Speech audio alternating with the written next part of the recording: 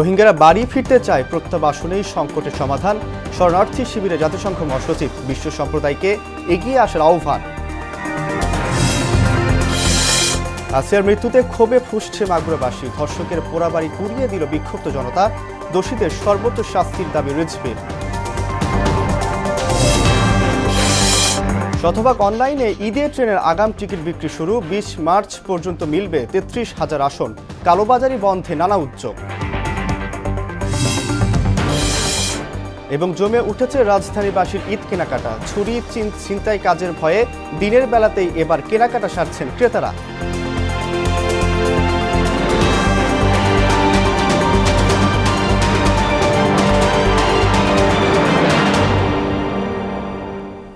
আসসালামু আলাইকুম, সবাইকে মোহনের সংবাদে স্বাগত। শুনছিলেন শিরোনাম, সঙ্গে আছি আমি আব্দুর রউফ। এবার বিস্তারিত।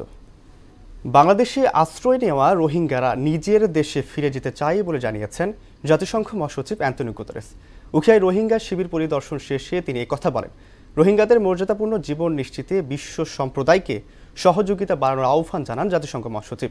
এর আগে একই ফ্লাইটে কক্সবাজার পৌঁছান প্রধান উপদেষ্টা ও জাতিসংঘ মহাসচিব। আমানুল হক বাবুল ও আফছার কবির আকাশের প্রতিবেদন, জানাচ্ছেন শারমিন সোনা।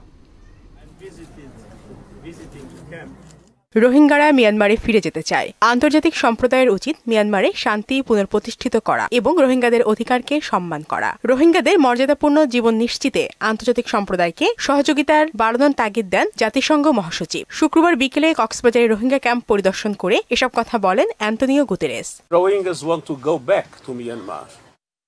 It's essential that the international community does everything to make sure that peace is reestablished in Myanmar and that the rights of the Rohingyas are respected. এরপর কক্সবাজারের উখিয়ায় লাখো রোহিঙ্গার সঙ্গে ইফতার করেন প্রধান উপদেষ্টা ডক্টর মোহাম্মদ ইউনুস ও জাতিসংঘ মহাসচিব। Talking to all countries in the world that can support us in order to make sure that.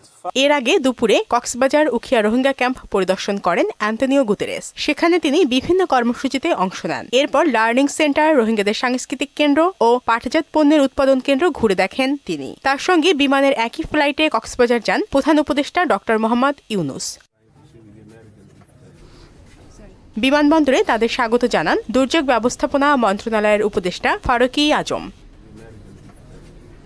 Sharmin Swarna, মোহনা সংবাদ।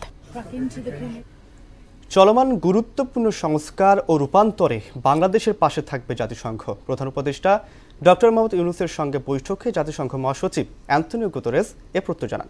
এছাড়া সফরের দ্বিতীয় দিন শুক্রবার পররাষ্ট্র উপদেষ্টা মোহাম্মদ তৌহিদ হোসেনের সঙ্গেও দ্বিপক্ষীয় বৈঠক করেন জাতিসংঘ মহাসচিব। আরও জানাচ্ছেন উষা ফেরদৌস। বাংলাদেশ সফরের দ্বিতীয় দিন সকালেই পররাষ্ট্র উপদেষ্টা তৌহিদ হোসেনের সঙ্গে দ্বিপাক্ষিক বৈঠক করেন জাতিসংঘের মহাসচিব অ্যান্তোনিও গুতেরেস। এ সময় উভয় পক্ষের স্বার্থ সংশ্লিষ্ট নানা বিষয়ে কথা বলেন তারা।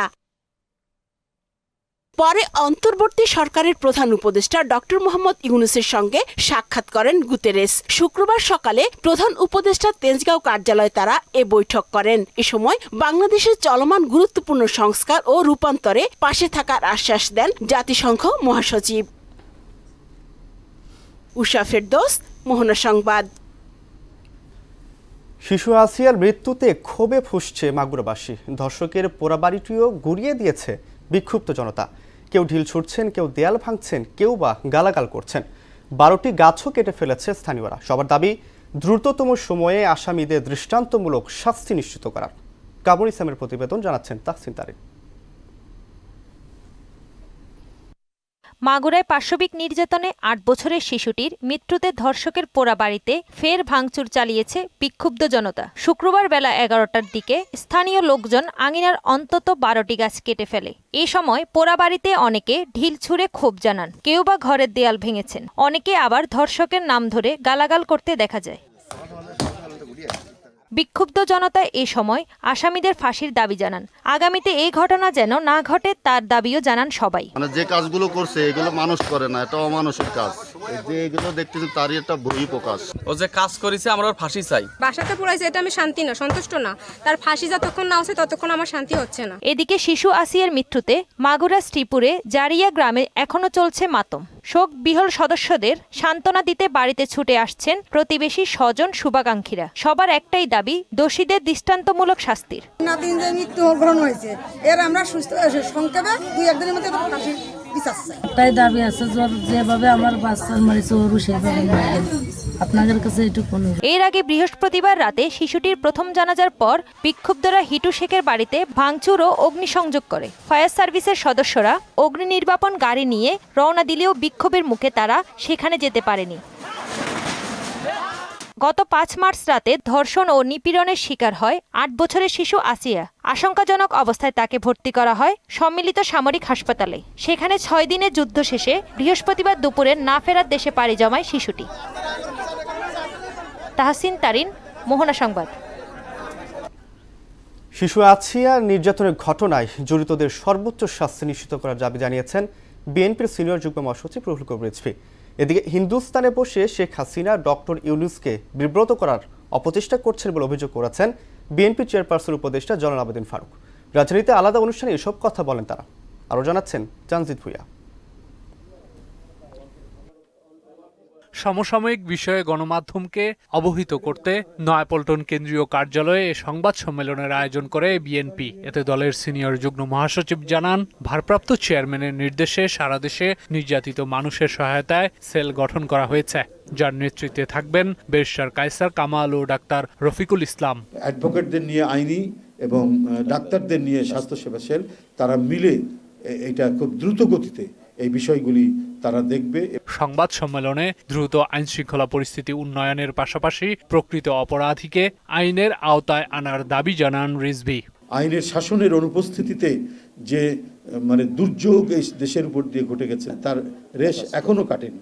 ওই সমস্ত দুর্বৃত্তরা নানা জায়গায় নানাভাবে এগুলোকে এই সমস্ত ঘটনা ঘটাচ্ছে। আসিয়ার ধর্ষণ এবং তার মৃত্যু নিয়ে আমাদের দলের ভারপ্রাপ্ত চেয়ারম্যান সার্বক্ষণিক কনসার্ন থেকেছেন। এদিকে রাজধানীতে অন্য এক অনুষ্ঠানে বিএনপি সরকার গঠন করে শেখ হাসিনা ও তার মন্ত্রী এমপিদের দেশে ফিরিয়ে বিচারের মুখোমুখি করা হবে বলে জানান বিএনপি চেয়ারপারসনের উপদেষ্টা জয়নুল আবেদিন ফারুক। তারেক রহমানের জাতীয়তাবাদী শক্তি বিএনপি ও যারা আসান সহ যারা আন্দোলনে ছিলেন 12 দল, তারা ক্ষমতায় আসতে পারেন, আরামে থাকেন, ফ্ল্যাটে ভাড়ায় থাকেন, ডলার নিয়ে থাকেন, বাসা ভাড়া নিয়ে থাকেন, ইনশাল্লাহ বাংলাদেশে আপনাদেরকে ফেরত আনে বিচারের আওতায় আনা হবে। নির্যাতনের শিকার মাগুরার শিশু করুণ ইতিহাসের নিষ্ঠুর সাক্ষী বলেও মন্তব্য করেন তিনি। শেখ হাসিনা এই রোহিঙ্গাকে নিয়ে রাজনীতি করে টাকা কামিয়েছে, টাকা। তানজিদ ভুইয়া, মোহনা সংবাদ, ঢাকা। সাংবাদিক ও রাজনীতিবিদরা স্বচ্ছ থাকলে সমাজ দ্রুত এগিয়ে যায় বলে মন্তব্য করেছেন জামায়াতে ইসলামীর আমির ডক্টর শফিকুর রহমান। এদিকে বিএনপির স্থায়ী কমিটির সদস্য মির্জা আব্বাস বলেন, শিশু আসিয়ার ধর্ষণের ঘটনার মতো সব অপরাধের বিরুদ্ধে সাংবাদিক সমাজকে সোচ্চার হতে হবে। ঢাকা রিপোর্টার্স ইউনিটি ডিআরইউ এর ইফতার মাহফিল অংশ নিয়ে তারা এইসব কথা বলেন। ইসু সেলিমের প্রতিবেদন। বৃষ্টি বাংলা একটা শব্দ আছে, সদস্যদের সম্মানে ঢাকা রিপোর্টার্স ইউনিটি ডিআরইউর ইফতার মাহফিলে প্রধান অতিথি হিসেবে যোগ দেন জামায়াতে ইসলামীর আমির ডাক্তার শফিকুর রহমান। এ সময় সাগররণী হত্যা সহ সব অপরাধের বিষয়ে সাংবাদিকদের আরো বেশি তৎপর হওয়ার আহ্বান জানান তিনি। আপনারা সাদাকে সাদা বলার আর কালোকে কালো বলার যে পবিত্র দায়িত্ব নিয়ে এই অঙ্গনে এসেছেন, আপনারা মেহরবানি করে অন্য কার ক্ষেত্রে কি করবে না করবেন, আমাদের ক্ষেত্রে করবেন। সংবাদপত্রের দুটি দিক থাকে, একটা নিউজ আর একটা ভিউজ। নিউজটা মেহরবানি করে অবিকল ডেলিভারি দেন, আর ভিউজে আপনি যা চান সেটা তুলে ধরেন। ইফতার মাহফিলে বিশেষ অতিথি ছিলেন বিএনপির স্থায়ী কমিটির সদস্য মির্জা আব্বাস। এ সময় শিশু আসিয়া ধর্ষণ ও হত্যার ঘটনার মতো অন্য সব খুন, ধর্ষণ ও অপরাধের বিষয়কে গুরুত্ব দেওয়ার আহ্বান জানান তিনি। এই বাংলাদেশে কি তনু হত্যা হয় নাই, রেপ হয় নাই? এই বাংলাদেশে মুনিয়া রেপ হয় নাই? এই বাংলাদেশে আরো মহিলা রেপ হয় নাই? আপনারা লিখছেন না কেন? যদি আপনারা মিথ্যা সাংবাদিকতা না করেন, যদি আপনারা কারো দ্বারা প্রভাবান্বিত না হয়ে সাংবাদিকতা না করেন, যদি সঠিক কথাটা বলেন, তাহলে কিন্তু দেশটা অনেক আগে বেড়ে যায়। ইফতার মাহফিলে রাজনৈতিক সামাজিক সংগঠনের নেতৃবৃন্দ ছাড়াও ডিআরইউর সাবেক ও বর্তমান সভাপতি, সাধারণ সম্পাদক এবং কার্যনির্বাহী কমিটির সদস্যরা অংশ নেন। এস ইউ সেলিম, মোহনা সংবাদ, ঢাকা। শতভাগ অনলাইন পদ্ধতিতে ঈদের ট্রেনের আগাম টিকিট বিক্রি শুরু করেছে বাংলাদেশ রেলওয়ে। 20 মার্চ পর্যন্ত প্রতিদিন 43টি আন্তনগর ট্রেনের বিপরীতে 33,257 আসনের টিকিট কিনতে পারবেন যাত্রীরা। আর 24 মার্চ থেকে মিলবে ফিরতি টিকিট। তবে কালোবাজারি বন্ধে নানা উদ্যোগ নেওয়ার কথা জানিয়েছেন কমলাপুরের স্টেশন ম্যানেজার। বিস্তারিত জানাচ্ছেন মাহবুব হাসান রিপোর্ট। ঈদ উপলক্ষে প্রতি বছরের মতো এবারও ঈদ যাত্রার আগাম টিকিট বিক্রি শুরু করেছে বাংলাদেশ রেলওয়ে। তবে শতভাগ অনলাইনে টিকিট বিক্রির কারণে কমলাপুর রেলওয়ে স্টেশন অনেকটাই ফাঁকা। দেখা যায়নি অগ্রিম টিকিটের জন্য চিরচেনা উপচে পড়া সেই ভিড়। 20 মার্চ পর্যন্ত রাজশাহী, রংপুর ও খুলনা বিভাগের টিকিট পাওয়া যাবে প্রতিদিন সকাল 8টায়। এছাড়া ঢাকা, চট্টগ্রাম ও সিলেট বিভাগের টিকিট বিক্রি শুরু হবে প্রতিদিন দুপুর 2টা থেকে। 15 ও 16 মার্চ দেওয়া হবে 25 ও 26 তারিখের টিকিট। 27 ও 28 মার্চের টিকিট পাওয়া যাবে 17 ও 18 মার্চে এবং 19 ও 20 মার্চ পাওয়া যাবে 29 ও 30 তারিখের টিকিট। 24 মার্চ থেকে ঈদ পরবর্তী ফিরতি টিকিট ক্রয় করতে পারবেন যাত্রীরা। সারা দেশে প্রতিদিন 43টি আন্তনগর ট্রেনের বিপরীতে 33,257টি টিকিট ছাড়া হয়েছে বলে জানান কমলাপুর স্টেশন ম্যানেজার মোহাম্মদ শাহাদাত হোসেন। 43টা আন্তনগর ট্রেনের বিপরীতে 33,257টা আসন থাকে এবং সেই আসন বিক্রি করা হয়। এখন সেই ঈদ যাত্রা আমরা সেই আসনগুলো বিক্রি করব এবং আমরা এর সাথে এক্সট্রা বগি পাওয়া সাপেক্ষে আমরা এক্সট্রা বগি সংযোজনের মাধ্যমে আরও কিছু বাড়তি টিকিট বিক্রি করার সর্বাত্মক চেষ্টা করতেছি। টিকিট কালোবাজারি বন্ধে নানা উদ্যোগের কথাও জানান তিনি। আন্তনগর টিকিট শতভাগ অনলাইন সিস্টেম করার মূল কারণটা হলো যে সাধারণ যাত্রীরা যাতে নিজেদের এনআইডি দিয়ে নিজেরা টিকিটটা সংগ্রহ করতে পারে, যাতে আমাদের এর আগে বিভিন্ন সময় কাউন্টারে টিকিট বিক্রির ক্ষেত্রে কালোবাজারের অভিযোগ উত্থাপিত হওয়ার কারণে এই ব্যবস্থা নেওয়া এবং অনেকটা মানুষ সাধারণ যাত্রীরা সম্মানিত যাত্রী সাধারণ এটা সুফল পাচ্ছেন। 24 মার্চ থেকে 25টি মেইল এক্সপ্রেস ট্রেনের 12,000 টিকিট প্রতিদিন অফলাইনে পাওয়া যাবে বলেও জানান তিনি। মাহবুব হাসান রিপন, মোহনা সংবাদ, ঢাকা। রাজধানীতে জমে উঠেছে ঈদ কেনাকাটা। চুরি, ছিনতাইয়ের ভয়ে এবছর দিনের বেলাতেই কেনাকাটা সারছেন ক্রেতারা। বরাবরের মতোই এবারও আছে জিনিসপত্রের বাড়তি দামের অভিযোগ, তবে তা মানছেন না বিক্রেতারা। অন্য বছরের তুলনায় এবছর ক্রেতা সমাগম কম বলেও জানান তারা। সুরাইয়া মনির রিপোর্ট। রাজধানীর বিভিন্ন শপিং মলের শোরুমে শোভা পাচ্ছে নানান ধরনের পাহাড়ি পোশাক। হাল ফ্যাশনের সঙ্গে তাল মিলিয়ে নিজেদের পসরা সাজিয়েছেন দোকানিরা। শুক্রবার ছুটির দিনে শাড়ি, পাঞ্জাবি, মেয়েদের পোশাক, জুতা, কসমেটিক সব দোকানেই তুলনামূলক ভিড় দেখা যায়। সময় গড়ানোর সঙ্গে সঙ্গে তা আরও বাড়তে থাকে। বাবা মায়ের হাত ধরে শিশুরাও মার্কেটে ঘুরছে নিজেদের পছন্দের পোশাকটি কিনতে। চাহিদা মতো পোশাক পেয়ে ভালো লাগার কথাও জানায় তারা। আমার অনেক ভালো লাগছে, আমি আমার আম্মুর জামা কিনতে এসেছি। আমি 4টা ড্রেস কিনছি, সুন্দর সুন্দর ড্রেস পাওয়া গেছে, আমি অনেকগুলাই কিনছি, পর কিনবো দেখছি। এখন আইন শৃঙ্খলা পরিস্থিতি মাথায় রেখে এবছর দিনের বেলায় কেনাকাটা করতেই পছন্দ করছেন অনেকে। দেশের পরিস্থিতি আগের থেকে অনেকটা খারাপ আছে, তো বেসিক্যালি সে কারণে এখন সন্ধ্যার পরে শপিং করার জন্য অতটা অ্যাপ্রোপ্রিয়েট মনে হচ্ছে না। এই কারণে আমরা দিনের বেলাটাকেই পারফেক্ট মনে করছি। দিনের বেলায় যদি একটু শপিংটা করে একটু ডান করা যায় তো সেফলি বাসায় পৌঁছাবো, সেটার একটা টেন্ডেন্সি থাকে। এবারও জিনিসপত্রের দাম বেশি বলে অনুযোগ করেন তারা। দাম তো হবেই, তারা লাভ করার জন্যই বসে আছে। ছুটির দিন হলেও আজকে তেমন ভিড় নাই, আমরা খুব স্বস্তির সঙ্গেই কেনাকাটা সারছি। গতবারের তুলনায় এবার কেনাকাটা করতে কমফোর্টেবল ফিল হয়েছে। তবে তা মানতে নারাজ বিক্রেতারা। তারা বলছেন দাম আগের মতোই আছে, এবছর বরং ক্রেতা সমাগম কম হচ্ছে। এখনো যত রমজান আসছে ওই অনুযায়ী কাস্টমার পাচ্ছি না আমরা। গত বছর আমরা যেরকম কাস্টমার পেয়েছি এবছর তার তুলনায় আমরা কম পেয়েছি। গরম অনেক, আর রাস্তাঘাটের অবস্থা খুবই খারাপ। এখন তো দেশে অনেক কিছুই চলতেছে, তার জন্য এখন আর আগের মতো কাস্টমার হচ্ছে না। তবে রোজার অর্ধেকটা গড়ানোর পর ক্রেতা সমাগম বাড়বে বলেও আশা জানান বিক্রেতারা। সুরাইয়া মুন্নি, মোহনা সংবাদ, ঢাকা। বোতলজাত সয়াবিন তেল বাজারে আসতে শুরু করায় স্বস্তি ফিরেছে ক্রেতাদের মাঝে। তবে অস্বাভাবিকভাবে বেড়ে গেছে এলাচের দাম, আর সরবরাহ কম থাকায় এখনও লেবুর হালি বিক্রি হচ্ছে 100 টাকায়। চিকন চালের দাম কেজিতে কয়েক টাকা বাড়লেও অপরিবর্তিত রয়েছে অন্যগুলো। সপিলে বেশিরভাগ পণ্যের দাম সহনীয় থাকায় সন্তুষ্ট ক্রেতা বিক্রেতারা। এমআর আসাদের প্রতিবেদন। রমজানের শুরুতে ক্রেতা বিক্রেতার উৎকণ্ঠা ছিল সয়াবিন তেলের সরবরাহ নিয়ে। অবশেষে কেটেছে এ সংকট। বাজারে এখন পর্যাপ্ত পরিমাণে মিলছে বোতলজাত সয়াবিন তেল। তবে কোনো কারণ ছাড়াই প্রায় দ্বিগুণ বেড়ে গেছে এলাচির দাম, আর অনেকটা অপরিবর্তিত চালের বাজার।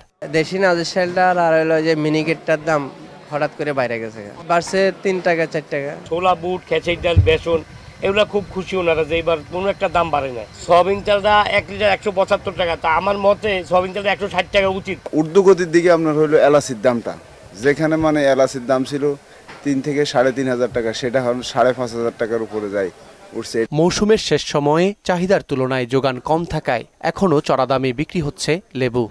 সবজির দামটা পানির দাম হয়ে গেছে বুঝছেন, আর লেবুর দামটা এখন বর্তমান অনেক চড়া। লেবু হলো ছোটটা হলো 15 টাকা পিস, আর ওটা হলো 25 টাকা পিস। সরবরাহ কমের কথা জানালেন গরু মাংসের দোকানিরাও। এদিকে সরবরাহ স্বাভাবিক থাকলেও 1200 টাকার নিচে মিলছে না খাসির মাংস।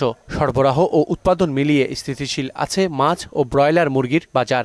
খাসি মাংস যেটা অরিজিনাল যে জবা করে দেব ওটা হলো আপনার 1200 টাকা করে, আর বকরি মাংস চাইলে সেটা দেওয়া যাবে আপনার 1100 টাকা। মাথা হলো আপনার 300, কলিজা হলো 400।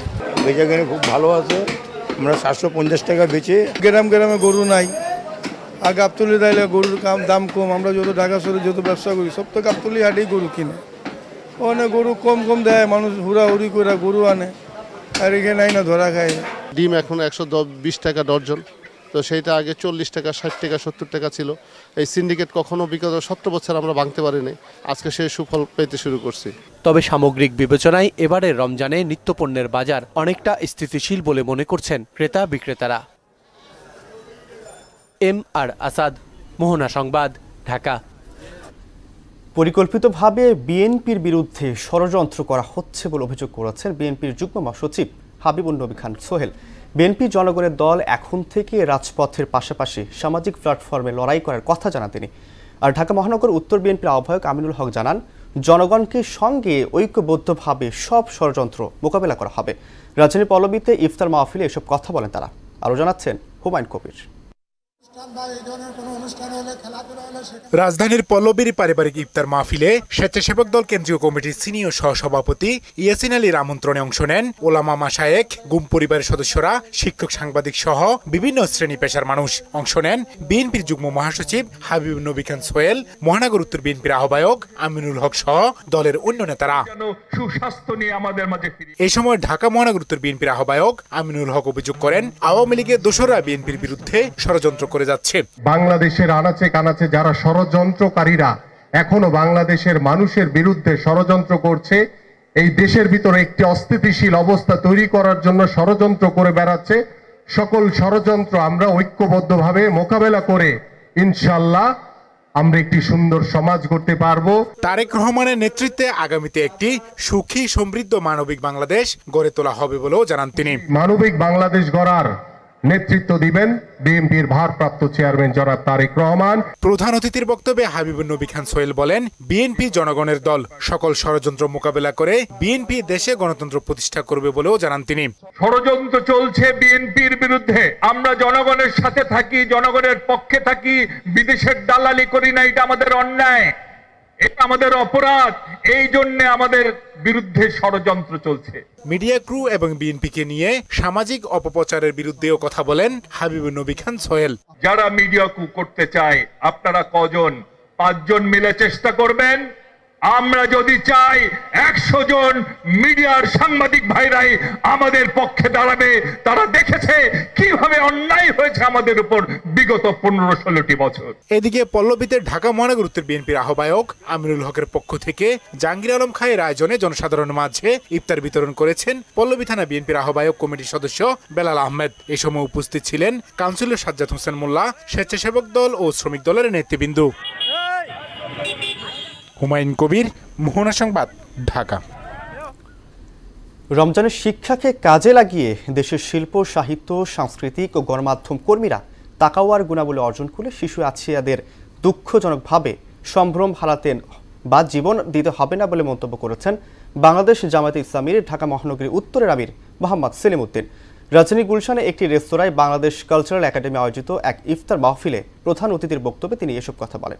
এ সময় ডক্টর শফিকুর রহমানের নেতৃত্বে দুর্নীতি, দুঃশাসন ও বৈষম্যমুক্ত বাংলাদেশ গড়তে সবাইকে ঐক্যবদ্ধ হওয়ার আহ্বান জানান তিনি। এই বাংলাদেশকে 5 বছরের জন্য আল্লাহওয়ালার লোকদের হাতে ছেড়ে দেন। এখানে কোনো অশ্লীলতা আর থাকবে না, বেহায়াপনা থাকবে না, সন্ত্রাস থাকবে না, দুর্নীতির দোষ থাকবে না, এখানে কোনো বেকার যুবকের অস্তিত্বই থাকবে না, এখানে কোনো বস্তির অস্তিত্ব থাকবে না। রাজধানী ঢাকার পল্লবীতে দৈনিক বাঙালির কাগজ, দৈনিক খবরের আলো ও সাপ্তাহিক নতুন বার্তার উদ্যোগে অসহায় মানুষের মাঝে ঈদ সামগ্রী বিতরণ করা হয়েছে। বাদজুমা মুরাপাড়া ক্যাম্পের 30 নারী পুরুষের মাঝে পাঞ্জাবি ও 3 পিস বিতরণ করা হয়। এ সময় উপস্থিত ছিলেন নোয়াখালী আইনজীবী সমিতির সাবেক সাধারণ সম্পাদক ও নোয়াখালীর বর্তমান পিপি অ্যাডভোকেট শাহাদাত হোসেন, দৈনিক বাঙালির কাগজের সম্পাদক ও প্রকাশক আখতার হোসেন সাদ্দাম, দৈনিক খবরের আলো পত্রিকার সম্পাদক মোহাম্মদ আমিরুজ্জামান, সাপ্তাহিক নতুন বার্তার সম্পাদক ও প্রকাশক ইউসুফ আহমেদ তুহিন সহ বিভিন্ন শ্রেণী পেশার মানুষ। দেশের প্রত্যন্ত অঞ্চলে গিয়ে জাপানি ভাষা শিক্ষাদানে ব্যতিক্রমী উদ্যোগ দিয়েছেন এক জাপানি শিক্ষক। ইতোমধ্যে 2 দফায় তিনি ঢাকা, চট্টগ্রাম সহ প্রায় 20টি জেলায় ভাষা শিক্ষাদান কার্যক্রম পরিচালনা করেছেন। একজন জাপানির কাছ থেকে সরাসরি ভাষা শিখতে পেরে উচ্ছ্বাসিত প্রত্যন্ত অঞ্চলের শিক্ষার্থীরা। মাহবুব হাসান রিপন জানাচ্ছেন বিস্তারিত। তোকুমোতো কোমিকো একজন ফ্রিল্যান্সার জাপানি ভাষার শিক্ষক, যিনি ইতিমধ্যে বিনা পারিশ্রমিকে বাংলাদেশে ভাষা শেখানো কার্যক্রম চালিয়ে আসছেন। জাপানি ভাষা শিখতে আগ্রহী শিক্ষার্থীদের ক্লাস নিতে তিনি ছুটে যান দেশের প্রত্যন্ত অঞ্চলে। একজন জাপানিজের কাছ থেকে সরাসরি ভাষা শিখতে পেরে উপকৃত হচ্ছেন শিক্ষার্থীরাও। ইতিমধ্যে 2 দফায় কোমিকো ঢাকা, চট্টগ্রাম, রাজশাহী, রংপুর সহ প্রায় 20টি জেলায় ভাষা শিক্ষাদান কার্যক্রম পরিচালনা করেছেন বলে জানান তার শিক্ষার্থী ও ভলেন্টিয়ার গাইড আব্দুর রহমান। বাংলাদেশে প্রায় ঢাকার বাইরে অনেকগুলো শহর ঘুরেছি, অনেকগুলো শহরে আমরা ক্লাস নিতে সক্ষম হয়েছি। এর মধ্যে হচ্ছে গিয়ে আমরা রংপুরে গিয়েছিলাম, রংপুর, নীলফামারী, চট্টগ্রাম, গাইবান্ধা, রাজশাহী, যশোর, কুষ্টিয়া, ঝিনাইদহ সহকারে আমরা প্রায় বাংলাদেশের বাইরে, ঢাকার বাইরে 18টা শহর আমরা ক্লাস নিতে সক্ষম হয়েছে। বাংলাদেশকে বেছে নেওয়ার প্রসঙ্গে দেশের মানুষের সদয় আন্তরিকতার প্রশংসা করে কোমিকো জানান, এ দেশের মানুষগুলো আন্তরিক ও সদয়। এখন পর্যন্ত আমি অনলাইনে 2000 বাংলাদেশি ছাত্রছাত্রীকে জাপানি ভাষা শিখিয়েছি। ওদের আগ্রহ বাংলাদেশের প্রত্যন্ত অঞ্চলে গিয়ে ভাষা শিক্ষাদান চালিয়ে যেতে আমাকে উৎসাহিত করেছে। দীর্ঘদিন টেলিভিশন এবং রেডিওর নিউজ উপস্থাপক হিসেবে কাজ করা এই ভাষা শিক্ষক জানালেন তার ব্যতিক্রমী উদ্যোগের কারণ। আমার রেডিও টেলিভিশনে কাজ করার দীর্ঘদিনের অভিজ্ঞতাগুলি কাজে লাগিয়ে সঠিক জাপানি উচ্চারণ এবং সুন্দর ভাষা বিশ্বের ছাত্রদের শেখাতে আমি স্বেচ্ছাসেবক হিসেবে ক্লাস পরিচালনা করছি। আমার ক্লাস সম্পূর্ণ ফ্রি, যেখানে অসচ্ছল শিক্ষার্থীরা উপকৃত হবে। জাপানি ভাষা সারা বিশ্বে ছড়িয়ে দিতে পারার আনন্দে উচ্ছ্বসিত কোমিকো কৃতজ্ঞতা জানালেন তার শিক্ষার্থী আব্দুর রহমানের প্রতিও। আব্দুর রহমান আমার ছাত্র, তার প্রতি বিশেষ কৃতজ্ঞতা। গাইড হিসেবে সে আমাকে সহযোগিতা না করলে আমি কখনো এতগুলো স্কুলে যেতে পারতাম না। বাংলাদেশি শিক্ষার্থীদের নিয়ে দারুণ আশাবাদী এই শিক্ষক জানান, এটা শুধু শিক্ষাদানের বিষয় নয়, এই অভিজ্ঞতা তাদের জীবনকে নতুন দিগন্তের সূচনা করবে। মাহবুব হাসান রিপন, মোহনা সংবাদ, ঢাকা। দেশের বাইরের খবর। ইউক্রেনের সঙ্গে 30 দিনের অস্থায়ী যুদ্ধবিরতিতে রাজি হয়েছেন রাশিয়ার প্রেসিডেন্ট ভ্লাদিমির পুতিন। তবে একে প্রতারণা বলে দাবি করেছেন ইউক্রেনের প্রেসিডেন্ট ভলোদিমির জেলেনস্কি। এদিকে ফিলিস্তিনি শিক্ষার্থীকে গ্রেপ্তার করায় নিউ ইয়র্কের ট্রাম্প টাওয়ারে বিক্ষোভ করেছে ইহুদিপন্থীরা। এ সময় কমপক্ষে 100 জনকে গ্রেপ্তার করা হয়। বিস্তারিত কাজী শালীনের ডেস্ক রিপোর্ট। ইউক্রেনের সঙ্গে অস্থায়ী যুদ্ধবিরতিতে সম্মতি দিয়েছেন রাশিয়ার প্রেসিডেন্ট ভ্লাদিমির পুতিন। বৃহস্পতিবার এক সংবাদ সম্মেলনে এ কথা জানান তিনি। বলেন, ইউক্রেনের যুদ্ধবিরতি নিয়ে যুক্তরাষ্ট্রের প্রস্তাবে রাশিয়া সম্মত, তবে তার আগে সংঘাতের সমাধান জরুরি বলেও জানান তিনি। এছাড়া যুদ্ধবিরতি নিয়ে রাশিয়ার সঙ্গে বিস্তারিত আলাপ করার জন্য যুক্তরাষ্ট্রকে ইঙ্গিতও দিয়েছেন পুতিন। এর আগে সৌদিতে যুক্তরাষ্ট্রের দেয়া 30 দিনের অস্থায়ী যুদ্ধবিরতি প্রস্তাবে রাজি হয় ইউক্রেন। পুতিনের এ মনোভাবকে প্রতারণা বলে দাবি করেছেন ইউক্রেনের প্রেসিডেন্ট ভলোদিমির জেলেনস্কি। শান্তি চুক্তি জোরদার করার জন্য রাশিয়ার ওপর আরও নিষেধাজ্ঞা আরোপের আহ্বান জানান তিনি।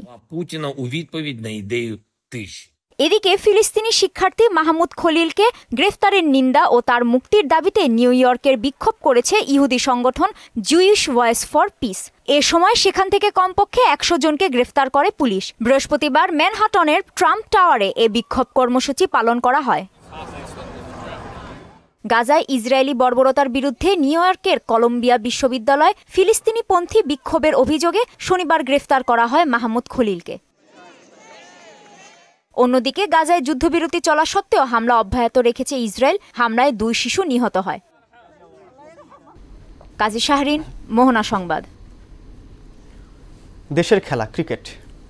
টি-20 বিশ্বকাপের প্রস্তুতি হিসেবে চলতি বছরের অক্টোবরে আফগানিস্তানের বিপক্ষে টি-20 সিরিজ আয়োজনের কথা ভাবছে বাংলাদেশ। বিসিবির এক কর্মকর্তার বরাত দিয়ে বিষয়টি জানিয়েছে ক্রিকেট ভিত্তিক ওয়েবসাইট ক্রিকবাজ।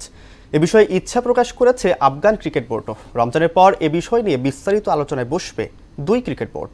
আরও জানাচ্ছেন মুদাসসির আলী। চ্যাম্পিয়ন্স ট্রফির ব্যর্থতার পর এখন ঢাকা প্রিমিয়ার লিগ নিয়ে ব্যস্ত দেশের ক্রিকেটাররা। এপ্রিলে বাংলাদেশ সফরে আসছে জিম্বাবুয়ে, এরপর পাকিস্তানের বিপক্ষে রয়েছে সিরিজ। এর মধ্যে বিসিবি পরিকল্পনা করছে আফগানিস্তানের বিপক্ষে টি-20 সিরিজ আয়োজনের। বিসিবির এক কর্মকর্তার বরাত দিয়ে এমনটাই জানিয়েছে জনপ্রিয় ওয়েবসাইট ক্রিকবাজ। মূলত সেটি হবে 3 ম্যাচের টি-20 সিরিজ। দিনক্ষণ ঠিক না হলেও এ নিয়ে কথাবার্তা শুরু হয়েছে দুটি দেশের ক্রিকেট বোর্ডের মধ্যে। আফগান ক্রিকেট বোর্ডও এ নিয়ে আগ্রহ প্রকাশ করেছে। আফগান বোর্ডের এক কর্মকর্তার বরাত দিয়ে ক্রিকবাজ জানায় খুব সম্ভবত অক্টোবরের প্রথম দিকেই হতে পারে সেই সিরিজ। 2026 টি-20 বিশ্বকাপকে সামনে রেখে প্রস্তুতির অংশ হিসেবেই এই সিরিজ আয়োজনের চেষ্টা। তবে সাম্প্রতিক সময়ে নারীদের মানবাধিকার লঙ্ঘনের অভিযোগে আইসিসিকে আফগান ক্রিকেটকে নিষিদ্ধের দাবি জানিয়ে আসছে মানবাধিকার সংস্থা। এরকম কোনো পদক্ষেপ আইসিসি নিলে বদলে যেতে পারে সবকিছু। টি-20 ফরম্যাটে আফগানিস্তানের সঙ্গে বাংলাদেশের এ পর্যন্ত দেখা হয়েছে 12 বার। বাংলাদেশের 5টিতে এবং আফগানরা জিতেছে 7টিতে। মুদাসসির আলী, মোহনা সংবাদ।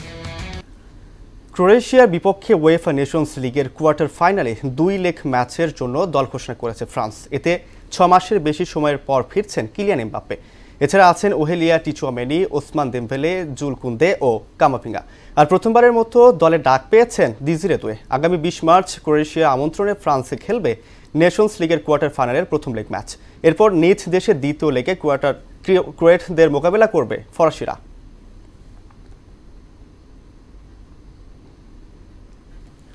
শেষ করব মোহনা সংবাদ। যাবার আগে শিরোনামগুলো জানিয়ে দিচ্ছি আবার।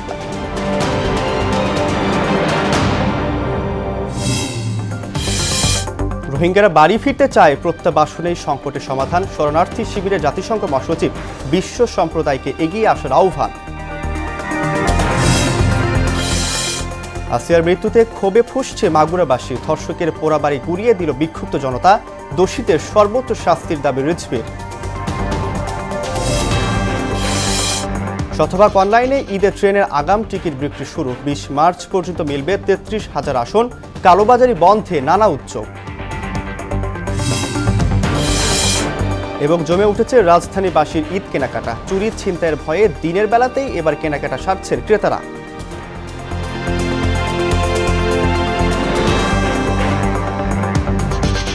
এই ছিল মোহনা সংবাদে। মোহনার সবশেষ খবর জানতে ভিজিট করুন www.mohana.tv। সংবাদ দেখতে পারেন ফেসবুক, ইউটিউবে। এতক্ষণ সঙ্গে থাকার জন্য ধন্যবাদ সবাইকে।